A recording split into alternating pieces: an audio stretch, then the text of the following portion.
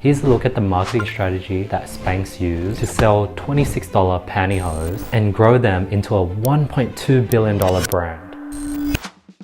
Spanx was started in the year 2000 by Sara Blakely, and as a female she was just frustrated how her pantyhose looked under her white pants. So what she did was she cut off the feet, and the result was smooth lines without any panty lines.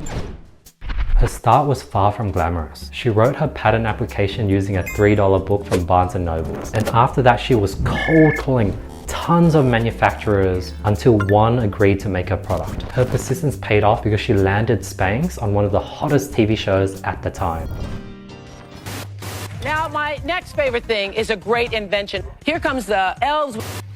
The Oprah Winfrey Show. Spanx started spreading like wildfire after Oprah named it one of her favorite products of the year in 2000. How did Sara get her product on the Oprah Winfrey Show? She simply sent Oprah the product with a handwritten note. Sometimes the old school method works best, but most importantly, personal touch matters. Let's look at the brand framework. Sara is a marketing genius. She created a category instead of a product. She didn't sell shapewear, she sold confidence. As of today, Spanx owns 70% of the shapewear market. Spanx's growth strategy was very counterintuitive. There was no paid advertising for the first 16 years. Focused on word of mouth marketing, invested in product quality over marketing hype. Sometimes the best way to grow is slow and organically. This success wasn't only because of the product, but Spanx's team was packed with A players that met a specific criteria. Sara's unique approach to hiring was that 1, she looked for people that failed at something. 2, candidates had to give an embarrassing karaoke performance.